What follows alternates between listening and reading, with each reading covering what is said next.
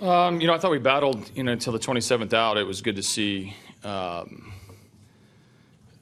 to see some resolve in putting the at-bats together. There were a couple tough pitches to lay off, getting him up to 30 pitches, putting as much pressure on him as we could. We took what he gave us. We couldn't quite, push anything across, which was very typical for the night. We had first and second and 2 outs, a couple different innings, didn't come away with a big hit.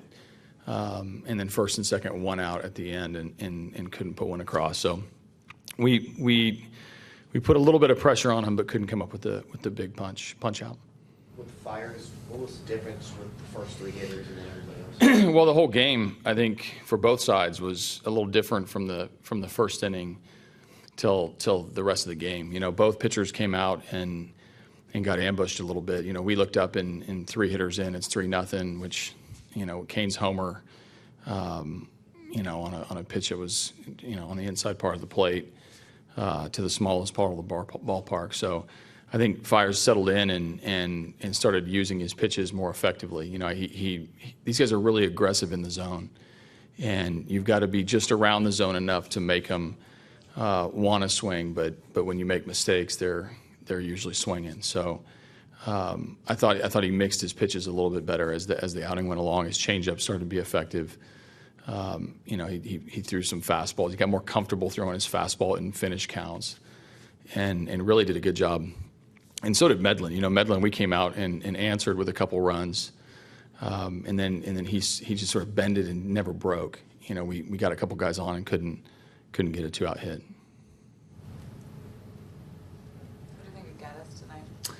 Yeah, he had a tough night getting back, into the swing of things against some tough pitchers. Obviously the at bats to get him into the season, he's going to need a few at bats to get comfortable again. But the swing for him, he's always been aggressive, and he's always been someone who goes up there ready to hit. He's a fraction of an inch away from kickstart in the 9th inning with a walk on the check swing, but. He had a tough day at the plate. With Fiers' start there, you talked a lot about the bullpen right now. Similar vein to Colin last night, really keeping them fresh, I guess. Yeah, no, it's important. I think Will Harris did a good job, and we saw flashes of when he's really good. Getting through his first inning in minimal pitches, going out for his second inning, keeping the game 3-2. Gregerson hadn't pitched in a couple days. We had him hot in case we tied the game.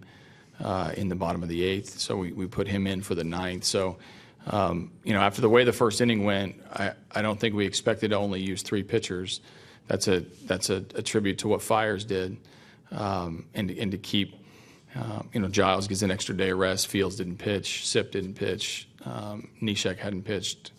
Davinsky will be ready. So, our bullpen's set up to be very versatile, and obviously they did a good job tonight coming in and keeping the game close.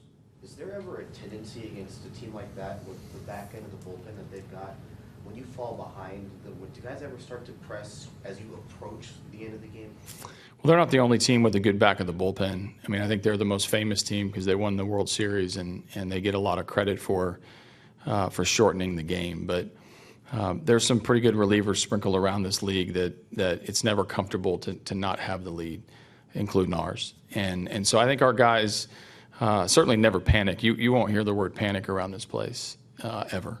And I think the competition gets tougher when you fall behind with a team with a good pen. We fell behind, by 3 with 27 of our own outs left. We were down by 1 for 24 of the rest. So there's a lot of opportunities missed, not just the recent memory of the last 3 innings that the Royals get a lot of credit for.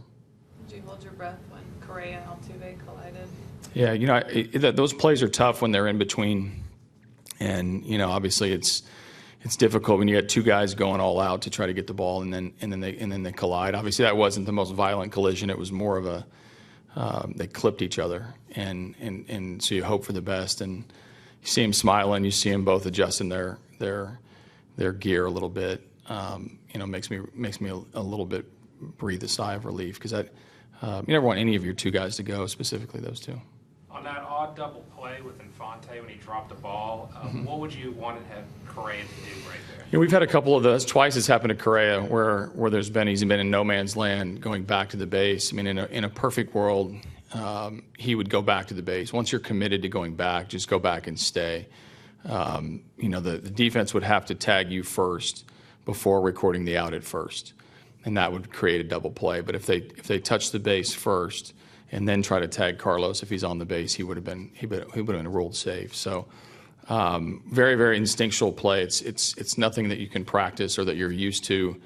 But his first break being back and he knows he's out, he's either got to commit to go right away and risk a double play that way, or more appropriately be to get back to the base and just stay there.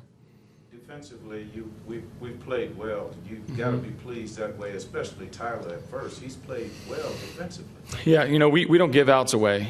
It's something I'm very proud of. It's something we work hard on, and our guys take great pride in it. And if we continue to do that, we have a put in play type pitching staff, and we'll record our fair share of strikeouts as well. But if you're going to pitch to the zone and get guys to put the ball in play, you've got to have a defense ready to make plays. In our outfield, you better hit it out. It very rarely is a ball going to stay in the air without getting caught unless it leaves the ballpark. I'm very happy with our outfield.